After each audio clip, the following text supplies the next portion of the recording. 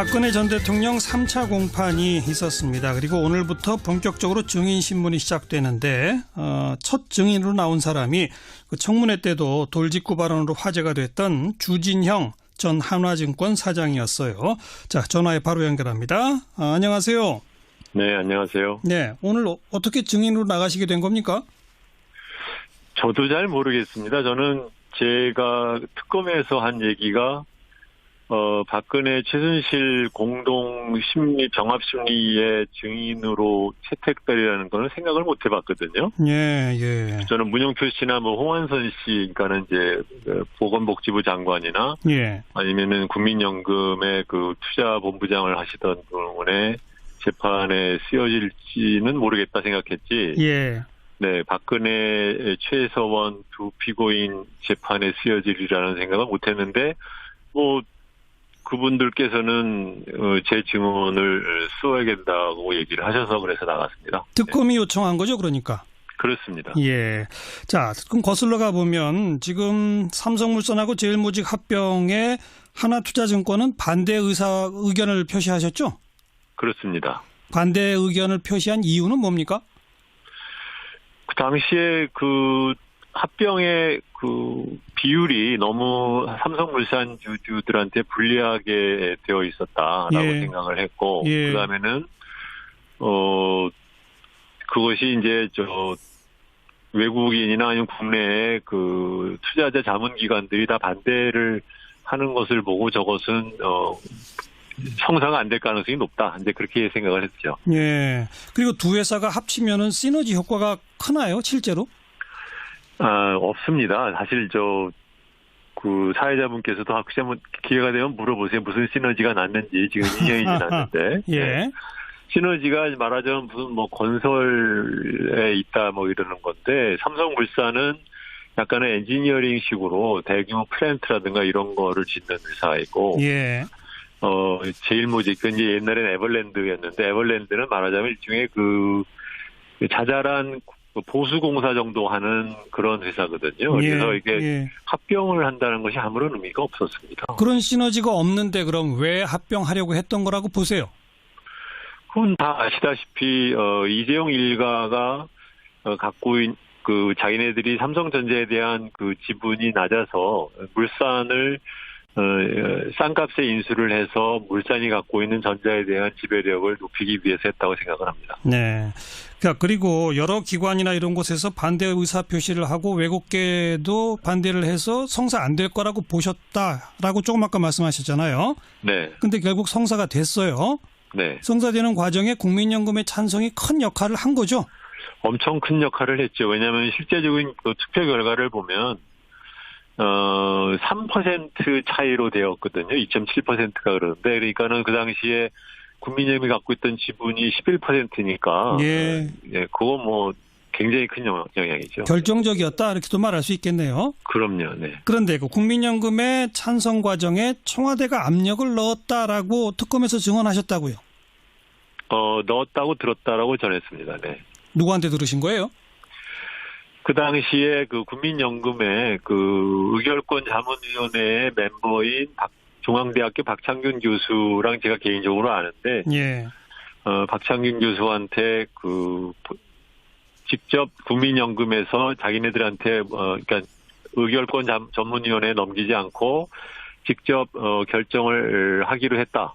근데 사실 그 말은 이제 찬성하기로 했다는 말과 같은 얘기라서. 예. 그래서 그 보도를 받고 며칠 후에 제가 전화로 왜 그랬다고 하디라고 물어보니까 그 박창균 교수 그 당시에 말이 청와대 뜻이라네요. 그렇게 얘기를 했습니다. 예. 그리고 이게 이제 논란이 되고 또 박 전 대통령 직무정지도 되고 난 후에 금년 1월 달에 말이죠. 네. 박 전 대통령이 바로 이 두 회사 합병권에 대해서 이렇게 언급한 게 있어요.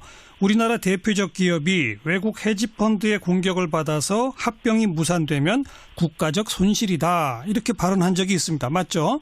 네. 이 발언을 어떻게 보세요? 뭐 개인적으로 그렇게 생각할 수는 있는데, 네. 그러니까 제가 그 뒷부분에 대해서 그 발언에 대해서 제가 말하자면 걱정스럽다고 생각을 했던 것은 뭐냐면 박근혜 그 전 대통령의 말씀하시는 걸 보면 예. 개인적으로 그렇게 생각하는 것과 예.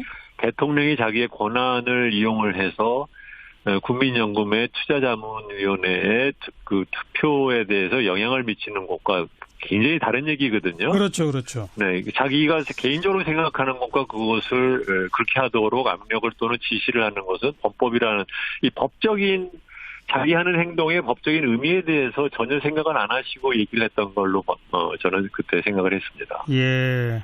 그 당시에 박 전 대통령이 덧붙이기를 국내 20여 개 증권사 중에서 한두 개 제외한 대부분이 합병에 찬성했고 국민연금이 바로 대처했으면 좋겠다는 생각이었다. 국가의 올바른 정책적 판단이었다. 이런 발언까지 있단 말이에요.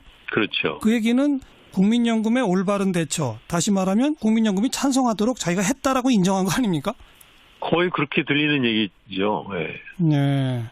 오늘, 왜냐하면은 네. 투자위원회나 전문위원회는 정책적인 판단으로 찬성 반대를 그런 식으로 하는 뭐 국고 유출 이런 걸로 하는 데가 아니라 예. 네, 투자자의 수탁자로서의 자기의 의무가 있는 것이거든요. 그렇죠. 네, 그거를 갖다 놓고 개인적으로 자기가 생각하는 의견을 그거에 반영한다는 것은 예. 자기가한테 준 법적인 의무를 갖다 해태하는 것인데 어떻게 그런 말씀을 하셨는지 이제 놀랐다는 거죠. 오늘 법정에서는 그걸 정신 나간 소리다 이렇게 말씀하신 게 맞아요? 법정에서 그렇게 얘기한 게 아니라 그 진술을 이제 특검에 가서 조사를 할 때 그때 정신 나간 소리라고 말한 것을 이제 그렇게 말했느냐. 그래서 뭐 그렇게 했다. 뭐 그렇게 얘기를 한 겁니다. 아, 특검이 그렇게 물어보니까 네. 내가 그렇게 말한 거 맞다. 네. 그 순간에 박 전 대통령이 혹시 주 전 대표를 쏴봤나요?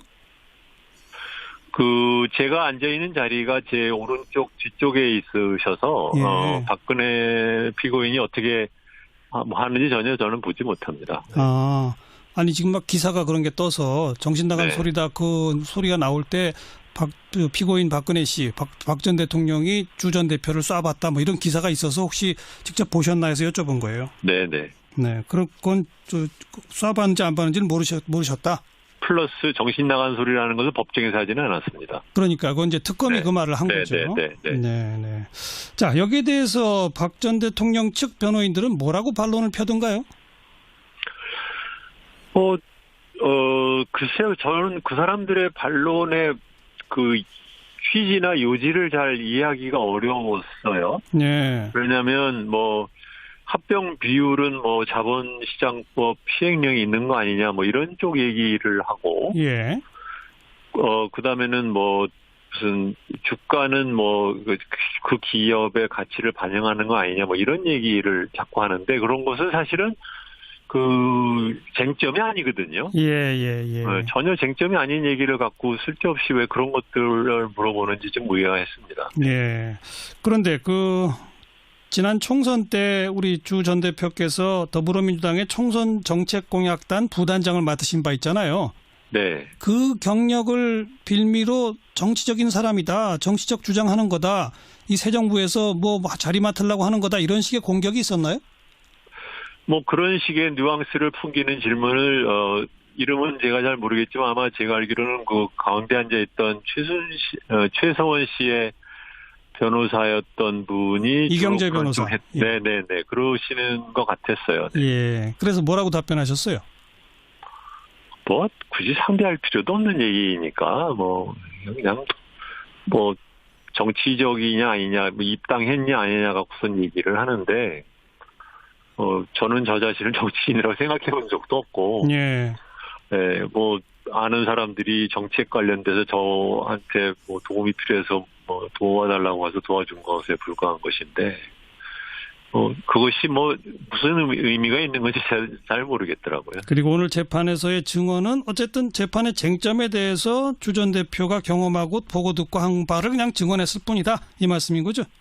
그런 거죠. 네. 수고하셨습니다. 네, 고맙습니다. 네. 네, 전 한화투자증권 주진영 대표였습니다. 투표 결과를 보면 3% 차이로 되었거든요. 2.7%가 그러는데 그러니까는 그 당시에 국민연금이 갖고 있던 지분이 11%니까 예. 그거 뭐 굉장히 큰 영향이죠. 결정적이었다 이렇게도 말할 수 있겠네요. 그럼요. 네. 그런데 그 국민연금의 찬성 과정에 청와대가 압력을 넣었다라고 특검에서 증언하셨다고요. 넣었다고 들었다라고 전했습니다. 네. 누구한테 들으신 거예요? 그 당시에 그 국민연금의 그 의결권 자문위원회의 멤버인 중앙대학교 박창균 교수랑 제가 개인적으로 아는데, 예. 박창균 교수한테 직접 국민연금에서 자기네들한테 그러니까 의결권 전문위원회에 넘기지 않고 직접 결정을 하기로 했다. 근데 사실 그 말은 이제 찬성하기로 했다는 말과 같은 얘기라서. 예. 그래서 그 보도를 받고 며칠 후에 제가 전화로 왜 그랬다고 하디라고 물어보니까 어허. 그 박창균 교수 그 당시에 말이 청와대 뜻이라네요. 이렇게 얘기를 했습니다. 예, 예. 그리고 이게 이제 논란이 되고 또 박 전 대통령 직무정지도 되고 단 후에 금년 1월 달에 말이죠. 네. 박 전 대통령이 바로 이 두 회사 합병권에 대해서 이렇게 언급한 게 있어요. 우리나라 대표적 기업이 외국 헤지펀드의 공격을 받아서 합병이 무산되면 국가적 손실이다. 이렇게 발언한 적이 있습니다. 맞죠? 네. 그거를 갖다 놓고 개인적으로 자기가 생각하는 의견을 그거에 반영한다는 것은 예. 자기가한테 준 법적인 의무를 갖다 해태하는 것인데 어떻게 그런 말씀을 하셨는지 이제 놀랐다는 거죠. 오늘 법정에서는 그걸 정신 나간 소리다 이렇게 말씀하신 게 맞아요? 법정에서 그렇게 얘기한 게 아니라 그 진술을 이제 특검에 가서 조사를 할 때 그때 정신 나간 소리라고 말한 것을 이제 그렇게 말했느냐. 그래서 뭐 그렇겠다. 뭐 그렇게 얘기를 한 겁니다. 아, 특검이 그렇게 물어보니까 네. 내가 그렇게 말한 거 맞다. 네. 그 순간에 박 전 대통령이 혹시 주 전 대표를 쏴봤나요? 제가 앉아있는 자리가 제 오른쪽 뒤쪽에 있으셔서, 예. 박근혜 피고인이 어떻게 하는지 전혀 저는 보지 못합니다. 아, 아니 지금 막 기사가 그런 게 떠서 정신 나간 네. 소리다 그 소리가 나올 때 피고인 박근혜 씨, 박 전 대통령이 주 전 대표를 쏴봤다 뭐 이런 기사가 있어서 혹시 직접 보셨나 해서 여쭤본 거예요. 네네. 네, 그런 건 쏴봤는지 안 봤는지는 모르셨다. 플러스 정신 나간 소리라는 것을 법정에서 하지는 않았습니다. 그러니까 그건 이제 특검이 네. 그 말을 한 거죠. 네. 네. 자, 여기에 대해서 박 전 대통령 측 변호인들은 뭐라고 반론을 펴던가요? 글쎄요. 저는 그 사람들의 반론의 그 취지나 요지를 잘 이해하기가 어려웠어요. 네. 왜냐하면 합병 비율 발언을 어떻게 보세요? 개인적으로 그렇게 생각할 수는 있는데, 네. 그러니까 제가 그 뒷부분에 대해서 그 발언에 대해서 제가 말하자면 걱정스럽다고 생각을 했던 것은 뭐냐면, 박근혜 그 전 대통령의 말씀하시는 걸 보면, 예. 개인적으로 그렇게 생각하는 것과, 예. 대통령이 자기의 권한을 이용을 해서 국민연금의 투자자문위원회의 그 투표에 대해서 영향을 미치는 것과 굉장히 다른 얘기거든요. 그렇죠, 그렇죠. 네, 자기가 개인적으로 생각하는 것과 그것을 그렇게 하도록 압력을 또는 지시를 하는 것은 범법이라는 이 법적인 자기 하는 행동의 법적인 의미에 대해서 전혀 생각을 안 하시고 얘기를 했던 걸로 저는 그때 생각을 했습니다. 예. 그 당시에 박 전 대통령이 덧붙이기를 국내 20여 개 증권사 중에서 한두 개 제외한 대부분이 합병에 찬성했고 국민연금이 바로 대처했으면 좋겠다는 생각이었다. 국가의 올바른 정책적 판단이었다. 이런 발언까지 있단 말이에요. 그렇죠. 그 얘기는 국민연금의 올바른 대처, 다시 말하면 국민연금이 찬성하도록 자기가 했다라고 인정한 거 아닙니까? 거의 그렇게 들리는 얘기죠. 네. 네. 왜냐하면은 투자위원회나 전문위원회는 정책적인 판단으로 찬성 반대를 그런 식으로 하는 국고 유출 이런 걸로 하는 데가 아니라 예. 네, 투자자의 수탁자로서의 자기의 의무가 있는 것이거든요. 그렇죠. 박근혜 전 대통령 3차 공판이 있었습니다. 그리고 오늘부터 본격적으로 증인신문이 시작되는데 첫 증인으로 나온 사람이 그 청문회 때도 돌직구 발언으로 화제가 됐던 주진형 전 한화증권 사장이었어요. 자, 전화에 바로 연결합니다. 안녕하세요. 네, 안녕하세요. 네, 오늘 어떻게 증인으로 나가시게 된 겁니까? 저도 잘 모르겠습니다. 저는 제가 특검에서 한 얘기가 박근혜 최순실 공동 심리 병합 심리의 증인으로 채택되리라는 거는 생각을 못 해봤거든요. 예, 예. 저는 문영표 씨나 뭐 홍한선 씨, 그러니까는 이제 보건복지부 장관이나 예. 아니면은 국민연금의 그 투자본부장을 하시던 분의 재판에 쓰여질지는 모르겠다 생각했지. 예. 네, 박근혜 최서원 두 피고인 재판에 쓰여지리라는 생각은 못했는데, 뭐 그분들께서는 제 증언을 써야겠다고 얘기를 하셔서 그래서 나갔습니다. 특검이 요청한 거죠, 그러니까. 그렇습니다. 예. 자, 그럼 거슬러 가보면 지금 삼성물산하고 제일모직 합병에 하나투자증권은 반대 의견을 표시하셨죠? 그렇습니다. 반대 의견을 표시한 이유는 뭡니까? 그 당시에 그 합병의 그 비율이 너무 삼성물산 주주들한테 불리하게 되어 있었다라고 예. 생각을 했고, 예. 그다음에는 그것이 이제 외국인이나 아니면 국내의 그 투자자 자문기관들이 다 반대를 하는 것을 보고 저것은 성사가 안 될 가능성이 높다. 이제 그렇게 생각을 했죠. 예. 그리고 두 회사가 합치면은 시너지 효과가 크나요, 실제로? 없습니다. 사실 그 사회자분께서도 혹시 한번 기회가 되면 물어보세요. 무슨 시너지가 났는지. 지금 2년이 지났는데. 예. 네.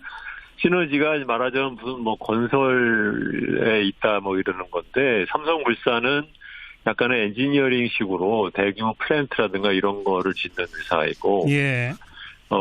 제일모직, 이제 옛날엔 에버랜드였는데, 에버랜드는 말하자면 일종의 그 자잘한 보수공사 정도 하는 그런 회사거든요. 예. 그래서 이게 예. 합병을 한다는 것이 아무런 의미가 없었습니다. 그런 시너지가 없는데 그럼 왜 합병하려고 했던 거라고 보세요? 그건 다 아시다시피 이재용 일가가 갖고 있는 그 자기네들이 삼성전자에 대한 그 지분이 낮아서 물산을 싼값에 인수를 해서 물산이 갖고 있는 전자에 대한 지배력을 높이기 위해서 했다고 생각을 합니다. 네. 그리고 여러 기관이나 이런 곳에서 반대 의사 표시를 하고 외국계도 반대를 해서 성사 안 될 거라고 보셨다라고 조금 아까 말씀하셨잖아요. 네. 근데 결국 성사가 됐어요. 네. 성사되는 과정에 국민연금의 찬성이 큰 역할을 한 거죠. 엄청 큰 역할을 했죠. 왜냐하면 실제적인